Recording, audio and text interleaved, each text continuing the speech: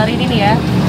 Gue udah di tempatnya Aceh di Apocalypse Records bareng Nino Trauma dan juga Office Live, dimana malam hari ini program kita ini collapse antara Blast Noise dan juga Blast Punk Itu Asik, program kongko bareng. Dari jam 8 mesti mulai gitu, tapi agak lebih dikit, nggak apa-apa ya. Tapi yang pasti ini durasinya sampai capek. Siap ya bapak-bapak ya? Siap. Siap, insya Allah siap. Ya, siap.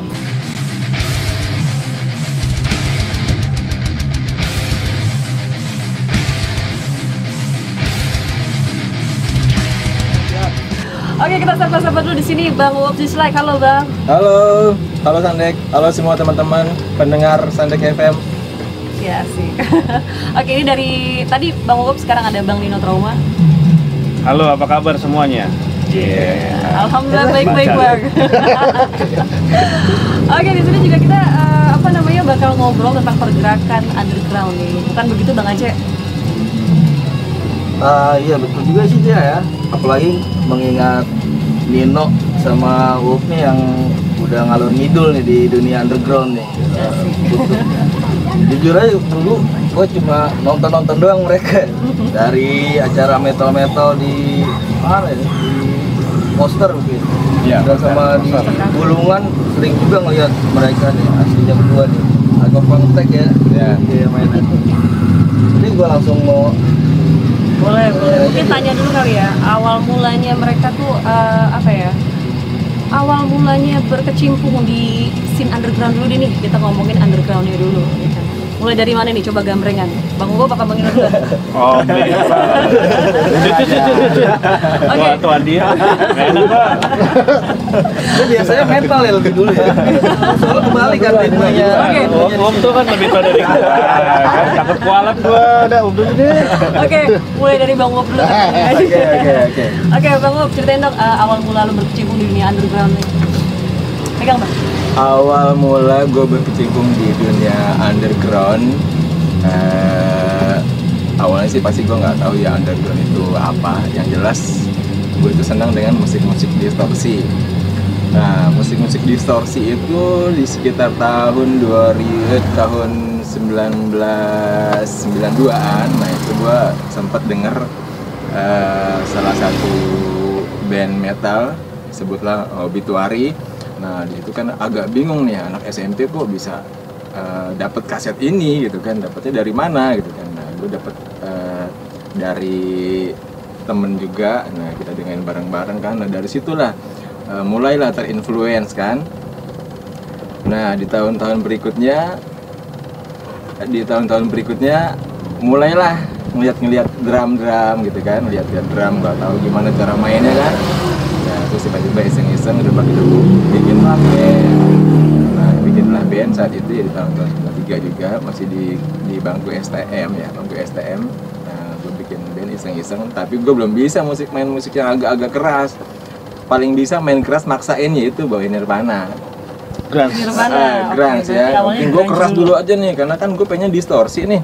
Ya udah, yang penting gue gedebak-gedebuk dulu aja nih, yang penting keras gitu kan. Nah, itu yang dicari, kerasnya dulu aja yang penting. Nah, makanya kalau kita bicara tentang underground itu yang jelas sebuah pergerakan ya, sebuah pergerakan yang mana di situ adalah ketidakpuasan terhadap industri musik yang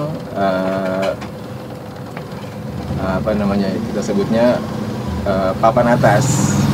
Nah, jadi mereka itu bergerak dari bawah dan akhirnya terbentuklah jenis-jenis musik yang kita sebutnya underground. Mungkin untuk lebih jelasnya Bang Nino nih yang bisa menjelasin. Ini apa ke gua? Bisa banget aja. Coba Bang Nino lanjutin aja. Dari mana tadi ya ceritanya, berarti yang lanjutin? Awal mula lo berkecimpung di dunia underground nih sejak kapan? Dan awalnya gimana? Sebenarnya waktu berkecimpung, kalau gua nih intinya senang musik keras. Gua nggak ngerti apa itu underground. Oke. Awalnya ya. Awalnya tuh gua SMP kelas 3 tahun berapa ya? 89 atau 90. Racun gua waktu itu cuma 2. Apa tuh? Radio Mustang sama Majalah Hai. Iya bener banget. 2 itu doang yang jadi panduan gua. Gua nggak punya abang, gua nggak punya bokap yang senang musik rock ya kan. Gua berdiri sendiri istilahnya. Gua belajar semua dari itu.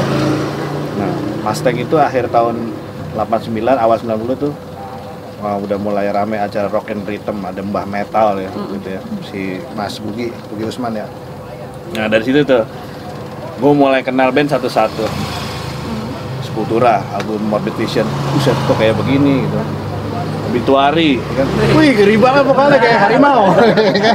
Morbid Angel, apa deh tuh band-band aneh-aneh semua udah. Ya udah oke, gue senang gitu, senang aja gitu. Ya alhamdulillah gue di rumah sama orang tua nggak pernah dibatasin masalah selera musik, hobi tuh bebas-bebas aja lu. Nggak dengerin lagu yang keras-keras juga Nggak pernah. Nyokap gue dengerin Suffocation malah tidur gimana ya? Soalnya musik orang udah kayak punk ya. Harus gini ya, mau gitu ya kan. Iya, pokoknya gitu kan. Nyokap gue dengerin gue nyetel Suffocation malah tidur pulas. Ya kan? Jadi dalam artian nyokap lo metal juga ya? Nyokap gue nggak metal, tapi ngertiin apa yang anaknya jalanin, apa yang anaknya suka. Selagi lo bisa jalanin positif, gue nggak akan pernah ngelarang. Biasa. Satu, kedua, sekolah lo mesti sampai kelar. Iya. Lo mau ntar lo mau ngeband, sekarang lo masih SMA, lo nggak boleh gondrong, nggak boleh pakai anting, itu larangan banget. Ada syarat dulu ya. Yeah. Karena masih sekolah. Nanti lo udah kuliah, lo punya cara, bisa cari duit sendiri, lo bebas, lo mau gondrong, lo mau pakai anting, lo boleh ngerokok. Tuh syarat mereka ada 16 sampai terakhir lancar. Termasuk waktu trauma rekaman album pertama, nyokap yang bantuin. Emang gitu? maksudnya dari pertama awal semua lu kenal underground ngebandnya trauma gitu? Enggak, nah itu panjang nih. Nah dari Mustang dulu nih ya, kita lanjut lagi dari Mustang ya kan. Dengerin band aneh-aneh. Akhirnya nyari kasetnya dulu kan susah, nggak semua masuk di sini. Sepultura aja pertama gue beli itu mesti beli di Duta Suara, harganya 13.000, mesti pesen 2 minggu. Iya benar. Karena kaset yang gocengannya belum keluar kan. Dapat Band of the Remain, senengnya minta ampun nih album keren banget kan. Gak lama keluar album Arise keluar di Indonesia, berapa bulan kemudian 92 mimpi gua jadi kenyataan. Nah, Sepultura depan muka ya kan. Seneng banget. Sempat mimpi kan. Itu tuh awal mula gua gara-gara begitu dengerin Mustang, baca panduannya dari majalah Hai, suka ngirim surat ke majalah Hai, mulai korespondensi dengan metal-metalhead seluruh Indonesia waktu itu kan, terus surat-suratan zaman dulu ya. Ya udah, nyari kadang-kadang sekali-sekali kalau punya duit beli majalah luar, ya udah terus dari situ. Nah, SMA nih mulai nih ngeband-bandan gua. Gua baru SMA ngeband. Oh, SMA baru. SMA, SMP kan masih tapi jadi pendengar setia. Ya? Udah. Oh, langsung metal. Dulu tuh gua tahunya pokoknya thrash metal. Semua yang metal, thrash metal, ternyata belajar dari majalah kan. Oh, ini bagi thrash, bagi lagi kan. Ya, zaman era-era segitu lagi kan. Death metal. Kalau belajar dari majalah Hai, death metal Inggris itu namanya grindcore. Nah, dia dibilang gitu kan. Morbid Angel, Napalm Death, Bolt Thrower, Carcass, disebutnya situ grindcore Inggris. Kan gitu kan. Ya kita mah ngikut aja, anak sekolah nggak ngerti apa-apaan kan. Masih belajar. Kan sempat era-eranya punk sama metal ribut gitu, mau grindcore tuh grindcore gitu kan. Sekarang grindcore sama punk sama ya. Nah itu gue era di situ. SMA gue ngeband, punya band thrash metal namanya Thanatoid. Itu kelas 1 SMA, kelas 93. Thanatoid itu mainin thrash metal, kiblatnya itu Necrodeath, Kreator, Sepultura, tapi thrash metal gado-gado. Nah itu tuh kemarin kan sempat ada juga di biografi lo tuh, thrash metal, band metal gado-gado gitu. Thrash metal gado-gado. Nah itu maksudnya gado-gado tuh apa? Oke. Karena kita senangnya thrash metal. Di studio latihan main thrash metal, tapi kita juga bawain lagu-lagu slownya Anthrax, bawain Ugly Kid Joe, bawain Social Distortion, bawain Ramones. Kenapa? Karena mau manggung di sekolahan. Kalau mau mainnya gubrak, gak bakal boleh sama guru. Pensi ya, zaman-zaman pensi ya. Iya. Gitu, jadi kita emang dari situ bawainnya campur-campur gado-gado, dan personilnya itu kebetulan juga memang penyuka semua musik. Gue dari dulu, gue pribadi suka musik macam-macam, teman-teman yang lain juga kebetulan dari situ. Oh jadi personil yang lain nggak semuanya yang interest ke metal ya, maksudnya mereka? Sama, metalnya metal campur-campur juga, ada punknya, ada gini kan. Jadi dengerin semuanya. Itu band pertama gue di SMA. Nah, setahun kemudian bikin lagi nih, lebih idealis lagi karena mungkin udah masuk death metalnya nih kan. Gue mesti pengen bikin yang kayak begini nih, kayak Decide, ya kan. Gue seneng banget Decide, waktu lagi senang-senangnya tuh Legion kan. Gue pengen punya kayak gini nih. Cari personil teman-teman sekolah juga gitu kan. Bikin lah. Mau mulai tuh khusus death metal. Waktu itu juga sebutnya grindcore. Nama bandnya Homicide waktu itu. Bukan Homicide yang di Bandung ya, beda. Jadi 93 bikin Homicide itu, apa tagline-nya total grindcore. Waktu itu nggak familiar istilah death metal, kan? Total grindcore masih ada tuh stikernya sekarang kan.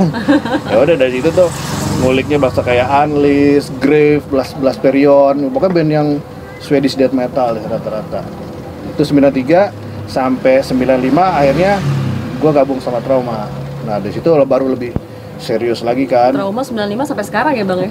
Sampai sekarang. Luar biasa nih Jadi kalau bandnya itu dari 92, cuma 92 sampai 95 kan udah berapa kali ganti personil aslinya udah nggak ada semua. Oh, justru udah nggak ada semua. Dari 95 tuh udah nggak ada. Udah bongkar Jadi pasang ya? udah generasi ke selanjutnya. Ya udah gue tinggal nerusin, ya kan, nerusin nama. Tapi udah ada hasil karyanya. Waktu itu belum ada yang dipublish, belum. Jadi gue nerusin nama itu dari 95 dengan formasi yang ada waktu itu, gue nerusin bikin karyanya, demo 1, demo 2 sampai tahun 98 bikin album. Nah, pas udah di Trauma itu baru mulai belajar tuh underground, ya kan? Ya, oke. Baru lulus SMA tuh 95 gua. 95. Itu ada di album dulu apa di kompilasi Punk Clinic dulu? Oh, kalau kompilasi jadi dia sebenarnya demo, 96 ada demo tape, 97 demo tape. Nah, 97 tuh baru ikut Metallic Clinic. Nah, Metallic Clinic itu cikal bakalnya gue ikut di album terakhirnya Rotor. Oh, oke. Album terakhirnya Rotor itu ada satu lagu yang diisi 4 band. Trauma, Tengkorak, Betrayer, COB itu keroyokan, disambung-sambung berapa bar gue lupa. Oke, judulnya Metallic Clinic. Nah, dari situ kemudian sama almarhum Irfan dijadiin album kompilasi Underground Indonesia dengan gambar hati. Soalnya saingan tuh Punk tuh di Still One Silk Road. Eranya sama ya waktu tahunnya ya? Sama. Barengan. Dia 98. 98, ya kalau ini 97, akhir 97 lah. Itu dari situlah mulai kayaknya udah benar-benar nih gue mesti lebih serius lagi di urusan band-bandan. Lagi pula udah kuliah kan, mau gondrong udah bebas, ya kan, mau ngerokok bebas, mau pakai anting semua ditusukin nggak oke lah, gitu. Karena udah nggak ada ya. Tato. Mana tato luntur kemarin pak. Nah, pokoknya di saat gue udah kuliah ya pasti orang tua lebih ngebebasin lagi kan, lu mau ngapain, yang penting lu bertanggung jawab, yang bener udah gitu aja. Ya udah tuh ngeband-bandan sampai kuliah gue kagak kelar-kelar. Ada lah saking seriusnya di band gitu ya. Iya, ya sekarang Lagi. besok mau ujian minggu depan masih manggung di Bali. Wih, Manggung apa ujian ya? Ujian bisa diulang semester depan. Manggung berangkat gua. Habis kerusuhan Jakarta, bulan depannya Medan. Berangkat tapi ujian ya. Personil sebagian milih ujian. Gua dan sebagian personil milih berangkat. Akhirnya pakai audisional berangkat Medan. Tapi udah ada Totalitas udah ada luar biasa. gig sendiri belum dari Trauma gitu? Maksudnya ngadain gig sendiri Trauma gitu. Kalau ngadain gig showcase sendiri, gitu. showcase kayaknya belum pernah. Mungkin kalau launching album pernah. Nggak sendiri juga, itu juga ada band-band mendukungnya. Iya. Sendiri, kita nggak ada yang nonton. Iya.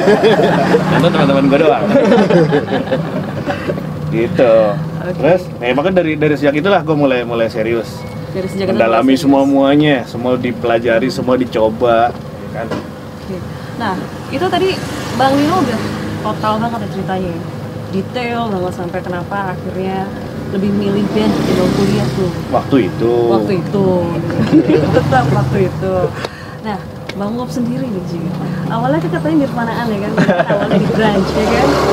Nah, terus bisa tertarik sama punk, Ci.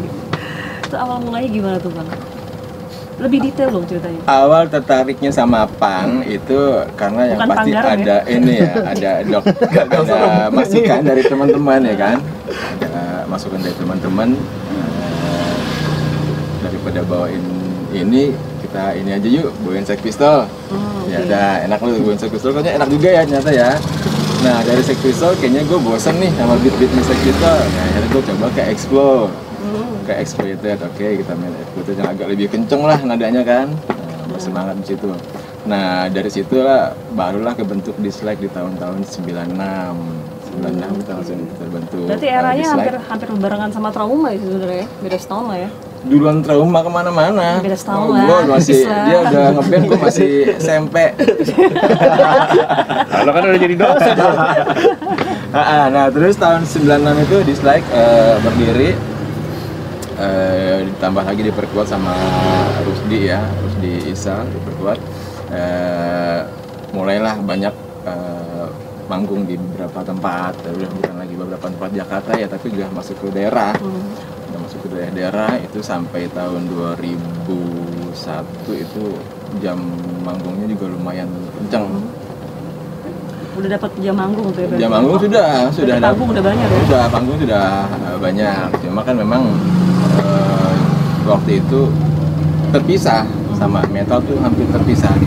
Sekalinya itu Dislike itu main yang gede di acara metal tuh acara Morbid Noise Studio no ya di Hangar Teras Bawah ya. Tanah berapa ya? Yang Dua. Bawah Tanah dua ya? dua di Hangar Teras. Nah itu nah itu salah satu band punk yang mungkin bisa masuk di metal ya, baru Dislike aja waktu itu ya.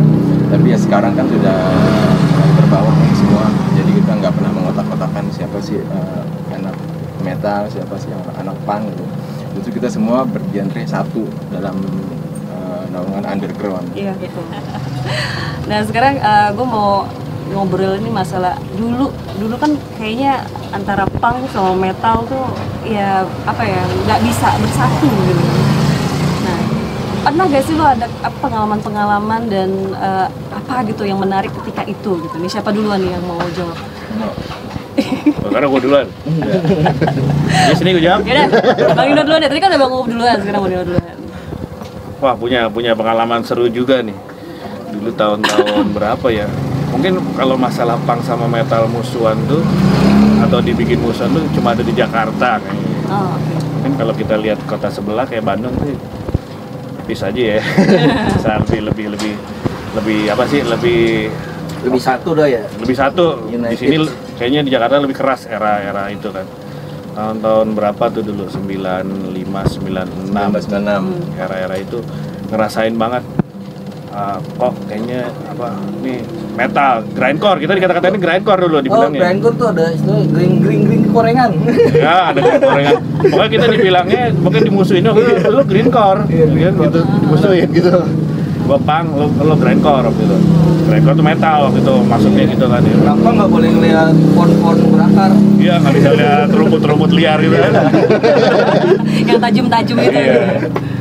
Udah, terus pernah pengalaman gue mau manggung di SMA 82 Jakarta tahun 96. Itu gue naik bis tuh berdua sama teman gue kan. Begitu mau turun bis di dekat SMA 82 Blok M tuh, anak-anak punk semua. Langsung ditunjuk tuh. Nggak bisa turun, gue ngeri gue kan. Kayak STM ya? Iya kayak anak STM, cekat-cekatan ya. Pindah gue muter. Bang jalan terus bang, depan baru gue turun ya kan. Ya udah.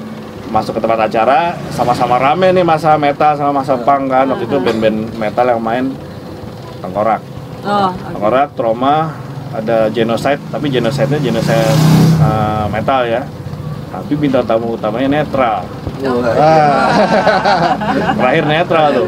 Oh pecah, terakhir bubaran acara tuh pecah. Tapi alhamdulillah gue udah cabut duluan. Oh, oke. Itu diceritain teman-teman. Oh, tawuran tuh.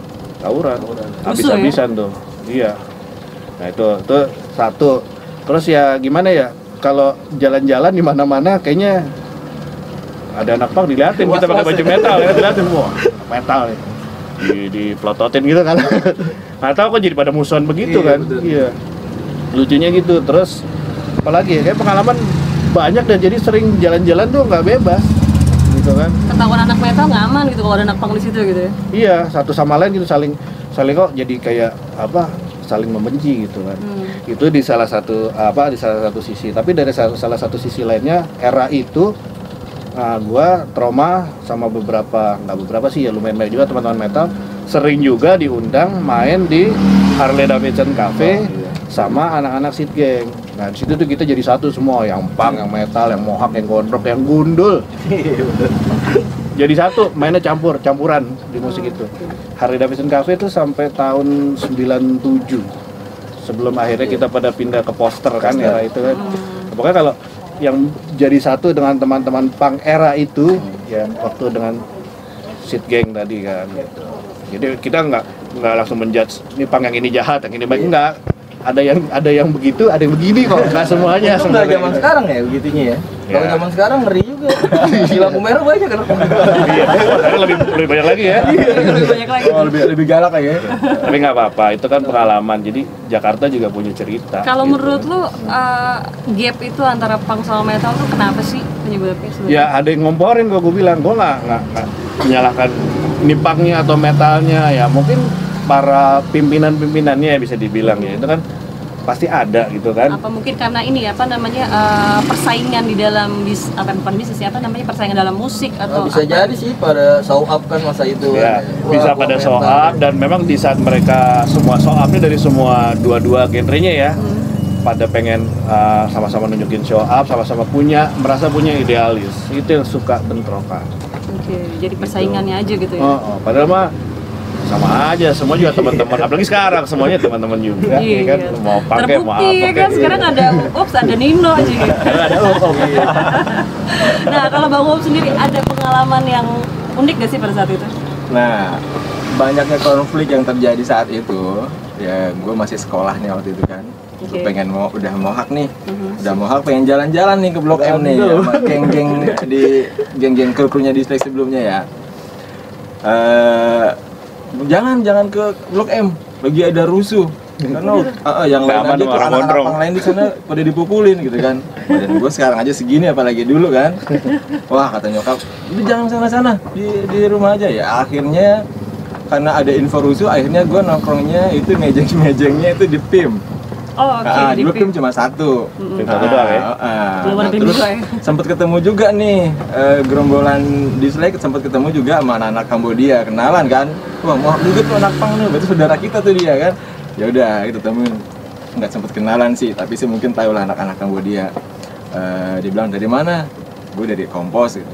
Oh, Kompos. Dia tahu kenapa? Dulu gerombolan di Slack itu di Kompos, dia sempat masuk di pos kota. Ya, oke.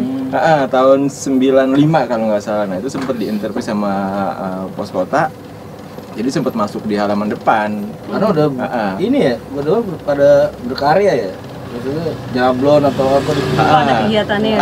Dan terus karena kebanyakan dulu kan gue beli kaos itu kan nabung nih dari uang jajan. Gue beli ke mall di Blok M kan. Terus, wah kalau gue nggak beli kaos satu bulan kayaknya ada yang kurang nih. Akhirnya kan karena teman-teman kebanyakan sekolah di grafika, akhirnya kita manfaatin dari hasil sekolah. Diajarin nyablon sama gurunya, udah kita ikutin belajar nyablon. Kita belajar nyablon, terus sama teman-teman yang nggak punya kaos kita ajarin untuk bikin sablon. Ayo sablon di sini. Sekarang pun juga sudah bahkan lebih bagus mereka yang punya usaha sablon itu dari anak-anak yang memang kita berbagi ilmu sama mereka. Oh, oke. Nah, kenapa gue bilang di sini sempet flashback ke belakang sekarang banyak teman-teman pada nyablon karena memang awalnya dulu teman-teman pang itu kebanyakan anak-anak grafika. Jadi banyak ilmu nyablonnya didistribusiin ke semua teman-teman. Lu pakai autan lu. Kenapa pakai autan? Nyablon ya. Dan gue pun baju-baju yang dulu gue nggak bisa beli, gue bisa sablon sendiri. Masih ada sampai sekarang. Semuanya serba sablon. Tapi kan sekarang sudah banyak baju-baju kan. Iya. Ada yang lisensi, ada yang dari luar diekspor sampai ke Indonesia gitu kan. Kebanyakan juga. Kebanyakan juga. Lengkap ya. Banyak kan lebih banyak. Iya. Nah itu cerita tahun-tahun lalu ya. Nah terus ini apa lagi nih? Masih seputar itu. Seputar itu. Maksudnya pernah gak sih apa namanya ada pengalaman misalkan dimusuhin itu kayak Bang Nino kan diplototin sama anak pang Iya. gitu kan. Kalau Lu gue kali aja justru pernah digebukin. Kejar-kejar. Kalau Yang gua sosok baik, enggak ada. Kalau gua justru malah di Kompos tuh egois, cenderung dari guanya sendiri egois ya. Kita nongkrong yuk sama teman-teman di sana di Albert. Dulu anak-anaknya marginal kan. Enak aja kita kan duluan berdiri di sini, ngapain kita ke anak-anak baru ya, kita sombong gitu kan. Orang tua sombong.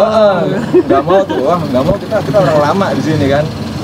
Di situ gua nggak mau digabungin ke mereka. Nah akhirnya kita tetap di sini. Nah terus lama kelamaan karena pas manggung baru ini ada anak-anak album nih baru nonton di Fotor Cafe, dia nonton juga. Waktu itu marginal belum ada ya. Nah dia nonton, akhirnya oh ini anak Albert ya kan deketan nih sama Lenteng nih. Ya akhirnya kita nongkrong bareng di situ. Saat-saat malam minggu kita nongkrong. Ya akhirnya disitulah tuh mulai terbentuk tuh yang namanya Anti Abri, band Anti Abri, dan lanjut Anti Military, lanjut Marginal sekarang kan. Nah, itu masih di era-era 98 ya kalau nggak salah ya. Ya tahun 98. Lanjut. Boleh lanjut. Kontrak itu. Lanjut. Yang kontrakan di Kompos. Kontrakan di Kompos itu iya di saat-saat itu juga karena dari teman-teman marginal sama dislike kan kebetulan kan satu atap nih kita. Nah satu atap sempat bikin satu wadah diskusi, jadi kita ada edukasi ke teman-teman yang memang belum tahu banyak tentang punk. Jadi memang saat itu kita gunakan punk itu adalah sebagai pergerakan. Jadi bukan cuma komunitas bermusik, tapi kita juga pergerakan. Kita coba menyatukan persepsi. Buat apa sih kita buat apa kita jadi punker gitu kan? Kalau misalnya cuma sekedar ngapang aja sih bisa. Cuma memang saat itu kita nggak mengizinkan untuk teman-teman cuma sekedar beratribut punk, tapi juga harus punya pola pikir yang sesuai dengan punk gitu kan. Pertama harus kritis dulu. Anak punk itu harus kritis. Kalau nggak kritis dia bilang gue bukan anak punk. Kalau misalnya gue nggak kritis dia bukan anak punk. Makanya dipaksa tuh sama anak-anak semua di komunitas harus kritis. Apapun dia harus kritis. Ya mungkin beda ya kalau sama yang sekarang. Banyak kan orang ya cuma stylenya aja, tapi dia nggak ada pola pikir, nggak ada pemikiran yang kritis. Nah, kalau pada saat itu ketika lo lagi aktif-aktif ini di pergerakan punk gitu kan, tadi gue bilang punk sama metal dulu sempat musuhan nih ceritanya. Nah, kalau menurut lo sendiri ketika itu lo ngelihat anak metal tuh kayak apa sih? Gue sih biasa aja ya, karena memang yang pertama kali masuk ke kuping gue kan juga musik metal. Yang pertama masuk musik metal gitu kan. Yang ngedoktrin gue nih mudah-mudahan sih denger nih ya. Pertama Stray. Stray itu temen gue dari kecil, tetanggaan juga sama gue, temen dari tetanggaan main dari kecil. Nah dia yang banyak ngasih masukan kaset-kaset kayak gitu kan. Terus Wewew juga. Nah Wewew yang mengarahkan gue ke punk nih.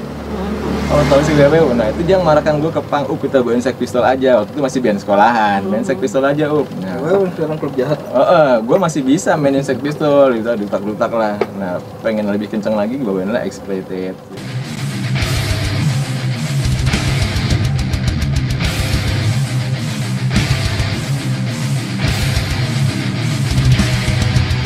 Itu udah di dislike tuh. Itu belum. Itu masih pakai nama daerah. Kebetulan kan kompos, gua teman-teman tuh nyebutnya punk kompos karena memang bukan tinggal Panggarum, ya? bukan. Dulu serem dulu. Oh dulu masih serem ya? Dulu seram. Sangar. Dulu rambut-rambutnya nancip-lancip. Oh iya, gua pernah lihat fotonya. Mohak juga kan. Tapi tetap aja waktu gua mohak dulu itu orang bukannya takut sama gua, malah pada ngegodain. Digodain. Sekarang masa anak bibirnya merah gitu kan? Oh, lo pakai lipstick dulu? Iya. Pakai lip gloss. Gue bisa nggak pakai lipstick gitu kan? Ini emang anak ya, karena kan emang gue nggak ngerokok ya, jadi bibirnya cakep. Cakep. Nyiri ya. Oke, that's why Panggarum gitu. Untuk dislike sendiri yang banyak nyiptain lagu atau bikin lagu lah dari lirik Kalau sama musik tuh nada-nada itu ada sebagian gue pakai mulut, gue pesan ke Rusdi, pesan ke Rusdi kan pakai mulut. Kadang gini, kadang Rusdi juga main ke rumah kan. Kebetulan si Dodi juga waktu itu masih di kompos juga, masih tidur masih di seputaran rumah lah. Kita gitar kopongan gitu kan, karena dulu influence-nya pas di dislike itu influence-nya banyak main di chart. Kalau udah pas sama Rusdi udah di chart, disgas, udah ke Estimulus Terror. Jadi emang dipaksa sama Rusdi untuk buat main yang lebih kencang kan. Ya akhirnya itu banyak untuk ilmu-ilmu yang gue dapet sampai sekarang mentok lah di situ. Makanya sekarang gue lebih seneng main-main di beat gitu yang sekelasnya Disrupt, Estimulus Terror. Nah, itu gue suka banget gitu. Karena untuk main yang lebih keras dari itu gue belum bisa. Jadi gua itu. Dan nggak tahu, gue kurang nyaman memang. Makanya itu doang yang terus gue dalemin, musik-musik di beat itu yang gue dalemin sampai sekarang. nah itu kan untuk lirik dislike sendiri kan itu propaganda banget ya, maksudnya ke kritis buat pemerintahan ya. Ada nggak maksudnya yang real gerakan nyatanya dari para personil dislike sama liriknya gitu? Ada, itu sebelum kerusuhan 98 pun juga memang kita demonstrasi terus. Itu sering kita buat apa namanya, unjuk rasa jalan kaki. Kebetulan gue sendiri kan juga masuk di pergerakan serikat buruh waktu itu ya. Gue udah kerja tahun-tahun 98 itu gue udah kerja, jadi sambil ngeband sudah kerja juga, dan juga banyak menuntut hak-hak pekerja di situ. Gue masuk di organisasi pekerja, jadi memang waktu itu gue digaji 5.000 perak sehari. Sehari 5.000 perak. Jadi ya itulah yang membuat kayaknya gue gak mungkin nih akan bisa hidup dengan angka 5.000 perak. Juga berjuang semua untuk teman-teman. Jadi kebetulan nih pas, gue anak pang, kenapa gue nggak ngekritisin itu? Akhirnya gue jadi pengurus serikat di situ, dan untuk membantu mensejahterakan teman-teman pekerja. Ya saat itu juga memang ada pergerakan juga dari komunitas pang di Kompos, ya itu kita menyebutnya AFRA. AFRA itu Anti Fasis Racist Action. Kita bareng-bareng sama teman-teman marginal. Itu ya tahun 97, 98 sampai 2001 ada ya? kalau nggak salah. Kata-kata anti fasis dan rasis. Sampai tahun 2001. Itu sampai tahun 2001. Itu kita bergerak terus. Artinya kita nggak diam, sebagai punk itu kita nggak cuma mendengarkan musik, tapi juga kita punya ideologi. Dan direalisasikan gitu. Dan dia direalisasikan. Terlebih lagi si vokalis juga lebih kritis dengan kondisi kenyataan yang ada, sampai dia tuh bikin lagu tentang TV pembodohan, karena emang nggak ada ilmu-ilmu yang dia dapat di situ.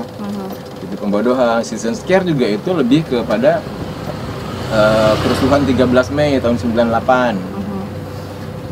Terror Overallers juga. Jadi memang kebanyakan isinya tentang politik yang bergejolak saat itu. Nah kalau itu tadi ceritanya Bang Ups nih, jadi ada yang direalisasikan melalui pergerakan ya, sesuai dengan ideologi seorang punkers gitu kan. Nah kalau dari Bang Nino sendiri nih, kontribusinya selain di band, selain bikin lagu mungkin Bang ya, itu ada gak sih pergerakan yang nyata melalui pesan-pesan dari lirik-liriknya Trauma mungkin gitu kan? Bang Nino juga di Proletar juga kan? Iya. Itu ada gak sih yang direalisasikan berupa sebuah pergerakan gitu?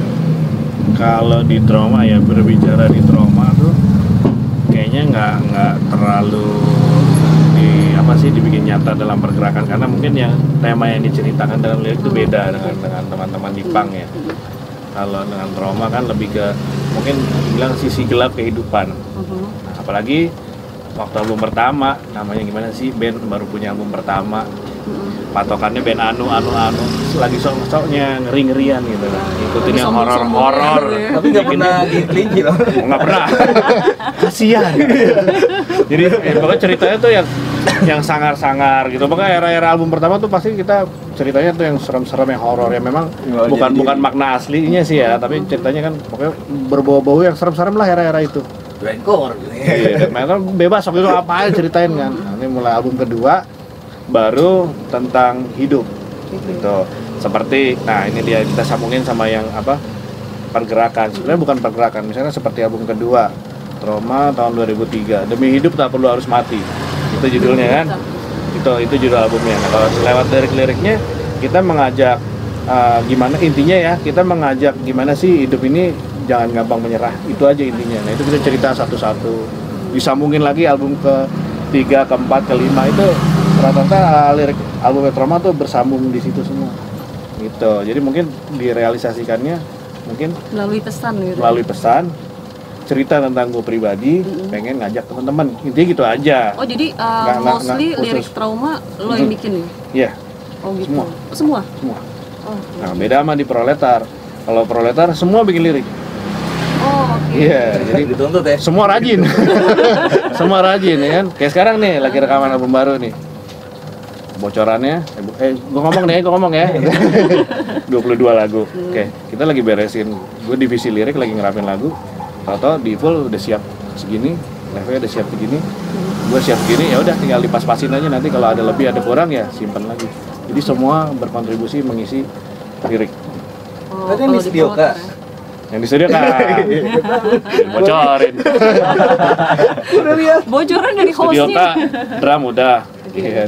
Gitar udah, vokal belum, ntar selebaran. Iya. Puasa dulu ngurusin badan. Iya. Legend tuh ya. Oke, dari Bang Aceh ada pertanyaan apa nih? Kalau buat Nino nih, Ya. lo kan yang bikin lirik gitu nggak ya? Ya. bikin lirik itu maksudnya pengen gak sih dalam berposisi juga lu tuh bikin musik atau bikin lirik nyenengin orang dulu apa diri dulu gitu? Kalau buat gue sih maksudnya awal dari gue pasti dari pengen nyenengin gue dulu. Ya, sekarang bisa dibilang, ini kita disambungin sama cerita tadi yang gue bilang album pertama lagi sok ngeri-ngerinya ya kan. Lagi sombong-sombongnya. Lagi sombong-sombongnya, lagi sok serem-seremnya, death metal harus ngeri men gitu kan. maksudnya kan artinya nyenengin orang, wah kita bisa sing along nih. Iya. Pasti ada pengen juga, walaupun kita sadar diri ini nyanyinya gerak-geruk orang pada mengerti nggak? Nah itu ya. Sering orang sampai sekarang masih pada yang nanya kan, Tapi orang kalau awam gitu kan. lirik ada di Lirik ada. Iya. Sampai sekarang kan masih suka pada nanya, lu nyanyi apa sih? Itu ada liriknya nggak? Gitu. Gue jawab aja, ada, tapi itu cuma gua sama Tuhan. Ada sih, karena kan udah dilampirin di cover CD. Lu kok kasih CD, coba lihat dulu ada nggak liriknya? Wah, Itu iya. istilahnya. Udah dibawain sih. Nah, cuma gue gitu waktu album pertama itu pasti pengen yang serem-serem, sok ngeri-ngeri udah pasti. Akhirnya mulai album kedua, gue mulai berpikir gimana mau bikin lirik yang sesuai, pasti sesuai dengan gue dulu ya. Akhirnya gue mikir lirik, ucapan itu doa, ya kan? Akhirnya mikirnya lebih dewasa lagi kan, gue nggak mau bikin yang ngeri-ngeri judulnya terjadian kayak gitu kan. Nah itu dia, makanya gue akhirnya bikin album kedua, Demi Hidup Tak Perlu Harus Mati. Gimana kita jangan menyerah. Album selanjutnya, album ketiga, Dominasi Kemenangan. Di situ gue udah cerita bagaimana kemenangan-kemenangan dalam hidup yang diraih dengan hasil kerja keras. Terus jadi memotivasi gue juga, dengan harapan juga bisa ngajak teman-teman yang lain untuk bisa lebih positif. Dari situ sih. Gue gak berani ngeri-ngeri. Judulnya misalnya apa Into the Grave, besoknya mati gue. Oke, Gitu. Ini bentar lagi gue mau puterin lagu nih dari Dislike sama Trauma lagi. Nah ini yang dari Dislike yang Terror Gibrals. Ini tentang apa sih? Bang Uut maksudnya? Iya, itu tentang kerusuhan konflik-konflik yang memang lebih mencekam, menakutkan rakyat ya. Sampai setelah kerusuhan tahun 98 itu kan orang tuh mau keluar rumah jadi bingung, takut, dan terus bawahnya takut aja. Ya, akhir efeknya ke sini kan Krismon berkepanjangan ya, mungkin sampai sekarang masih ada ya Krismon dari 98. Itulah Cerebralis. Oh jadi ceritain tentang itu ya. Nah nanti habis Dislike mau puterin juga lagu Trauma nih yang Takkan Binasa. Ini sebenarnya ini kan pernah masuk ke Blast Noise ya, playlist Blast Noise waktu itu, dan gue sebenarnya interest banget sama intronya nih bang, seru. Lonceng. Ya lonceng. Sampai gue bilang kan cocok nih buat apa namanya soundtrack film horror. Itu tentang apa sih Takkan Binasa? Takkan Binasa sebenarnya masih nyambung dengan tema yang sama sebenarnya kan, tentang apa sih, tentang bagaimana menjalani hidup apa adanya, nggak usah terlalu apa sih neko-neko, karena lu pasti punya jalan gitu, asal lu nggak diem. Oh oke. Intinya itu aja sih. Berarti meskipun apa namanya punk sama metal kan identik dengan sesuatu yang gahar gitu, tapi ternyata pesannya itu bisa ada positifnya juga ya kalau dipahami. Gitu. Sama sih tujuannya sih sebenarnya. Tujuannya sama. Nah, apalagi mungkin di album ini bisa dibilang semua lagu barunya, karena sini ada satu lagu lama yang kita rilis ulang. Semua lagu baru bahasa Indonesia. Oke. Ini lagu ini dicerna ada susah kalau orang bilang kan gerak-geruk nyanyi apaan kan. Gitu. Kita pengen lebih gampang, biar tadi pengen ada yang sing along nggak sih gitu kan. Ya paling nggak bisa ngikut nyebut judulnya aja gitu aja kan, kita udah berarti udah nyampe nih pesan gua nih gitu kan. Gua kalau misalnya manggung gitu kan, Demi Hidup gitu aja kan udah disautin sama audience, tak perlu harus mati. Itu aja tuh buat gua udah kena pesannya. Walaupun dia nggak hafal liriknya, ya pun liriknya juga nyanyi apa gua nggak tahu katanya gitu kan. Tapi gue yakin kalau dia punya CD-nya atau kasetnya, dia sambil dengerin pasti dia sambil lihat, sambil baca, pengen tahu dong liriknya apaan sih ceritanya. Emang ada liriknya. Itu sampai sekarang tuh. Apalagi lihat thanks to-nya juga udah. Wah, band-band banyak nih. Nah itu teks tuh punya cerita tuh kalau mau ditanya tuh. Apa tuh? Tekstunya? Nah itu mau ditanya nggak? Nanti pasti kita bakal Nanti ya. Tapi sekarang kita putar dulu Terror Gibrals dari Dislike dan dilanjut dengan Trauma dengan Takkan Binasa. Stay tune terus Blast Noise hanya di Standek FM. Oke Noiser, masih di Kongko bareng Nino Trauma dan juga gue Dislike bersama gue Ica dan Aceh di sini. kita masih dari lokasinya di Apocalypse Records ya. Oke, kita lanjut lagi ngobrol-ngobrol nih. Bang Aceh mau ngasih pertanyaan apa sekarang? Gantian lo. Iya. Jadi host dan Gue diem sih aja. mau nyambungin aja nih yang tadi sempat terputus nih obrolannya. Gue mau nyambungin pertanyaan seberapa penting sih ada lirik Indonesia berbahasa Indonesia maksudnya sama thanks to di cover musik. Ya kalau lirik bahasa Indonesia kan udah pasti kita pengen pesannya lebih mudah diterima. Iya. Itu aja lah ya. Karena gimana gua nggak mempermudah audiens tuh dengar, sementara nyanyinya aja udah gak jelas. Begitu katanya. Nah kalau thanks tuh buat gua penting banget. Kenapa? Nomor satu, dulu gue bisa banyak mulai belajar mengenal ada nama-nama band yang pastinya sebelum kita pernah dengar tuh. Pasti kalau beli kaset-kaset band-band luar kita ngeliat dari teksturnya. Iya. Dan kita menebak-nebak kayak kan akhirnya kan oh ini berarti satu aliran nih, satu jenis gitu kan dengan musik ini, walaupun sering ketipu juga gitu kan. Soalnya belum ada nyari YouTube belum ya? Belum. Emailnya juga belum ada. Suratan ada. Suratan dibalas 2 bulan. Korespondensi. Paling cepat 2 bulan. Iya. Jadi kita mereka-reka dari situ. Oh ini berarti teman-teman yang satu genre nih mungkin alirannya yang gini-gini. Nah itu jadi panduan kita untuk nyari albumnya. Yang pertama, kedua buat gua dengan menulis nama thanks to, pertama nama band ya. Ya gue pengen ikut mempromosikan nama band mereka lah udah pasti kan. Selain juga berterima kasih sama mereka yang disebut itu karena dukungannya. Kalau gue emang nggak lirik dulu yang gue baca, pasti thanks to dulu. ya? Thanks to duluan gue baca, thanks to duluan. Iya, dulu juga sering gitu sih awal-awal, nggak awal sih ya. Ya mungkin karena berapa tahun belakangan aja mungkin gue nggak terlalu ngelihat di situ ya. Tapi dulu pasti dilihat tuh. Ada nama band gue nggak? Nggak munafik kan? Pasti cari kan? Nama band gue ada. Seneng nggak? Nama band pasti seneng banget kan. Nah pasti gue juga berharap nyebut band nama temen gue selain nama band ikut promosikan, dia juga seneng. Tapi Iya yang kan? disebut itu yang ikut ngebantuin atau enggak? Nah itu kita kotak-kotakin lagi. Oh gitu. Ada yang spesial secara pribadi kan ucapan itu yang langsung ngebantuin banget. Tapi kan ada juga yang hanya kita sebut dalam artian kita menyapa. Oh oke. Tapi ya kenal, maksudnya nggak kenal, maksudnya main Ini tulis-tulis teman-teman aja. nongkrong bareng gitu kali ya. Nongkrong bareng, pernah manggung bareng, pernah kenal di mana, pernah berurusan apa, berteman lah. Itu kan pertemanan komunitas itu. Kalau untuk Trauma sendiri udah ada berapa album? Full album terakhir tahun 2019 itu album kelima. Itu full album. Kalau split album udah ada 5. Oh, buat 5 juga. Kompilasi yang banyak. kompilasi ya. Karena emang dari zaman dulu tuh DIY kemana-mana ikut aja kompilasi royalti satu kaset di negara mana ikut. Ya Tapi kan? itu Cuek maksudnya aja. kalau untuk kompilasi gitu, Nah, lagu tetap lu masukin di album apa emang udah dibuang aja lagu? ada yang masuk di album, ada yang nggak dipakai, cuma rata-rata ya ada di album atau di demo. Jadi memang tuh dari awal kita pengennya ada peluang tawaran kompilasi apa aja waktu itu ya, ikut aja. Mau di negara antah berantah kayak mau dapat royaltinya satu kaset, 5 CD, 10 royalti duit, royalti Untuk promo lah ya. Itu yang paling penting. Kita bisa promo kemana aja kan. Yang penting orang tahu, orang denger lagunya Trauma, masalah suka apa enggak mah terserah. Bener. Yang penting lu tahu. Bener. Iya kan? Kita kan penyampaiannya di situ aja. Lu tahu Trauma, lu tahu dislike. Kalau lu suka dislike, lu suka Trauma, terserah hak lu. Lu mau suka dislike boleh, suka Trauma boleh, gitu kan. Kita nggak bisa paksa-paksain, lu mesti suka dangdut, ayo. Gua paksa lu, suka nggak lu? Itu bebas, musik kan bebas aja. Kalau suka Trauma sama dislike pasti ini karena basisnya. Oh iya, Sama. basisnya ya. Trauma sama dislike sama. Dan Terus, sekarang ya. lu denger gak Rus? Gua sebut nama lu Rus. Kamu udah ada dislike, udah ada langsung. Kalau dislike itu yang jadi murni ya, itu satu. Yang benar-benar jadi ya satu. Karena setelah itu udah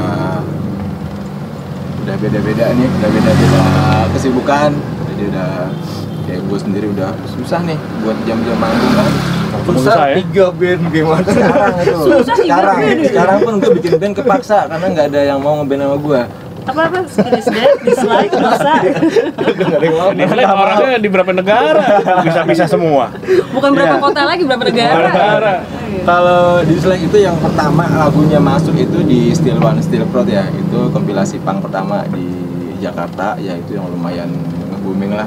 Dari situ mulai kelihatan. Nah, dari situ mulai band-band luar ngajakin split sama Dislike kan.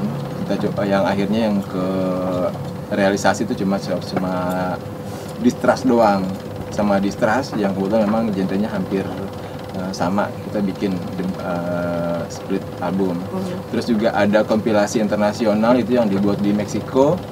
Itu udah ada 10 negara kalau nggak salah. Ada US, Jepang, Malaysia, Singapura, Kanada, Indonesia ya Dislike yang ini. Dan terus juga ada kompilasi di Bandung juga sempat ikut juga. Nah itu nggak tahu arsip-arsipnya kemana, mungkin masih di Rumah Lenteng kayaknya masih ada itu. Terus sama kompilasi ada satu lagi yang gua lupa ya. Kalau untuk yang real albumnya ada baru satu. Full album. Full album atau Full. apa yang split? Yang full yang kita buat di sudah kita nggak buat dalam kaset tapi udah disiapkan di YouTube semua. Gitu. Ada Itu full album ya. full album. Ada rencana nggak? Nah, Ada rencana nggak mau dikeluarin albumnya? Kalau kemarin sih ya dari hasil Kebetulan lu nongkrong di rekor. mumpung sama bosnya juga. dari rekor sih banyak yang pengen memperbanyak ya, cuma gue belum konfirmasi ke bandnya juga nih di ACC atau enggak gitu. Karena memang dari hasil yang kemarin itu dianggap kurang maksimal ya hasil recordingnya. Ya kalau gue sih bisa lebih bagus lagi, bisa lebih bagus isinya dan kontennya juga lebih greget lah gitu. Karena sementara Dislike sendiri sudah bukan lagi band yang sering manggung, tapi cuma ada di benak teman-teman gitu kan. Masih Artinya terngiang lah ya. pernah menginfluence banyak orang-orang yang sekarang punya band lebih bagus dari Dislike gitu.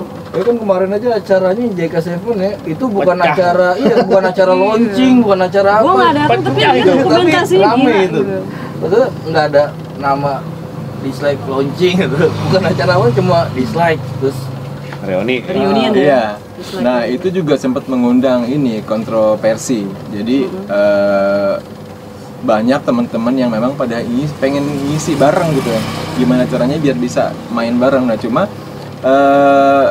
di sini band nggak bisa putuskan karena panitia juga punya kontribusi suara. Ya akhirnya kita pilih akhirnya masuklah itu yang kemarin main semua kan. Dibilang sih sama orang-orang JK7 sama IO yang pernah bikin di situ itu acara paling rame Pecah. ya, paling pecah gitu. Ya karena gue sendiri gue nggak ngerti ya karena persiapannya itu memang sempit banget. 2 Itu minggu persiapan efektifnya, singkat efektif 2 minggu. Jadi semua serba instan. Semua serba instan, serba cepet. Pemilihan band juga siapa aja yang mau main gitu kan. Nah kebetulan kan Dino juga sempat ngapain lagu juga. Berapa lagu lo? Bikin vokal 2. 2 lagu juga. Nino, terus si Bento, Pro Satanika juga itu sempat yang bikin ngapalin gua juga. kaget. Gue abis minum tuh ya kan, minum nonton, wah main sama Jeffrey tuh, combat kan terus. Hai Jeffrey. Hai Jeffrey, oh kita Halo. Sampai cuma main. Oh iya betul dengan gua. Dislike. Coba keset kamera dong. Iya. Kasih hadiah. Nah itu yang bikin gue kaget maksudnya. Wah bawa-bawa gitu gue. Wah kok metal semua ini datang nih. Mental, Rino, wah gila. Metal semua nih, disini Itu metal. juga dadakan itu. Terus dia ngasih lagunya kayaknya baru sehari sebelumnya. Emang ngomongnya udah beberapa waktu sebelumnya ya, tapi Ngasih lagunya baru semalam sebelumnya tuh. Loh ini lagunya 2 lo hafalin ya. Oke. Liriknya mana? Ini ada. Oke. Untung cepet lu Bang. Ntar kalau lupa gimana? Udah nggak apa-apa, masa lupa cuma pendek liriknya gitu kata Rusdi kan ya. Tapi itu emang serba instan, semuanya memang benar-benar serba instan. Itu tadi Termasuk waktu- si Iya. Mono, Prosatanika juga kan dia Iya, latihannya, 3 lagu. iya. Oh gitu. Bawain 3 lagu Oh, Mono dia. juga ikutan ya? Dia bawain 3 lagu. Banyak sih orang bilang Dislike tuh musiknya unik, kalau menurut mereka itu unik ya di zamannya ya. Karena memang sejak udah mulai pembuatan lagu itu gue udah jarang banget dengerin musik-musik di beat yang metal. Gue banyak lebih ke progresifnya. Jadi gue senangnya dengerinnya itu Rush, Dream Theater, Halloween. Jadi gue jarang ambil. Terakhir gue nyari beat yang gue rasa itu enak cuma di Angkerbet doang. Di Angkerbet itu, oh gila ini banget nih, power kicknya nih keren banget. Makanya itu yang jadi influence gue untuk ngisi lagu-lagunya Dislike tuh di situ. Dan instrumennya juga banyak gue ambil dari band-band progressive rock. Jadi memang nggak punk murni. Jadi wajar aja kalau memang Dislike punya warna yang agak sedikit beda. Karena memang Karena unsurnya banyak. influence-nya gue banyak. Dan kalau untuk kemarin albumnya itu rilis sendiri. Itu rilis sendiri, kebetulan Dodi memang waktu itu dia buat record sendiri ya. Dia buat record sendiri, itu sebutnya Berontak Oh Record. itu Dodi remix. Itu Berontak Record, waktu dia memang masih pengen mengelola itu untuk musik-musik indie. Untuk Trauma sendiri dari label record itu udah maksudnya dari 5 album ini Beda-beda. beda-beda. Semua ya. Karena cerita label ya. Nah, kalau kalau album pertama dulu semua berjuang sendiri. Zaman itu juga kan gue belum lama bikin Morbid Noise, bikin distro mail order. Kita sebutnya dulu mail order karena pakai surat kan, kirim-kiriman gitu kan. Pakai wesel, bayar pakai wesel. Pakai wesel kan duitnya diumpetin dalam amplop gitu dulu gitu kan. Jadi era itu album pertama, wah siapa yang mau ngerilis nih, nggak ada yang mau ngerilis. Oke, gue ngelobi orang tua gue. Akhirnya alhamdulillah sama nyokap dipinjemin duit istilahnya. Berarti support dari orang tua pengaruh banget ya? Oh banget. Nyokap gue ngejual sebagian perhiasan istilahnya gitu kan, dijual. Otomatis nyokap gue itu pasti harus dapat izin dari bokap dong. Iya. Ya kan? Dua-duanya udah oke. Karena Om dan tante keren banget. udah ada di surga. Sorry. Apa denger kok itu. Nah istilahnya mereka memang support banget sampai akhirnya ya udah Morbid Noise sendiri yang ngerilis. Nah kemarin album terakhir pun 2019 Morbid Noise lagi yang ngerilis karena sebelumnya kita udah sempat kontak sama beberapa teman-teman label yang mungkin belum dapat yang paling cocok atau seret gitu. Itu pokoknya pertama dan kelima Morbid Noise. Album kedua pernah ikutan major label. Oh pernah masuk major label? Pernah, iya. Dulu sama Musika. Tapi bukan musikanya doang, dia kan punya anak-anak perusahaannya lah gitu. Ada salah satu anak perusahaannya waktu itu crossover itu yang pegang Krishna, almarhum Krishna Sakerhead. Oh oke. Itu pendistribusian aja apa emang record? Jadi sebenarnya kalau dibilang crossovernya itu ya sebenarnya masih indie sih ya. Cuma kan distribusinya Musika ya nasional. Sebenarnya itu otak keren juga, Iya. pemikiran keren sih. Gue mikir di situ, kalau dulu kan banyak kontroversi kan, mau masuk major label, ginilah, gitulah, inilah. Gue mau berpikir, gue bikin musik, bikin album, pasti pengen dong lebih banyak lagi orang yang denger.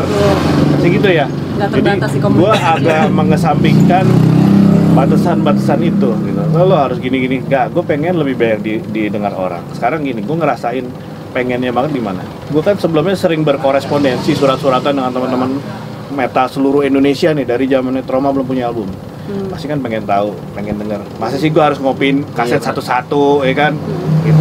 Waktu itu emang belum bisa gue. Akhirnya gue pikir gue pengen bisa didengar lebih banyak. Ada di toko kaset umum lah ya. Ada di toko kaset. Jadi kita bukan mikir ada di toko kaset kita senang, tapi orang lebih gampang kalau mau beli. Gitu. Kalau gue beli Exploited, Beat Bastard, toko kaset. Udah ada di toko kaset kan. Nah, jadi kita senengnya waktu itu ada toko kaset itu karena ya kita lebih gampang mau beli apa gitu kan.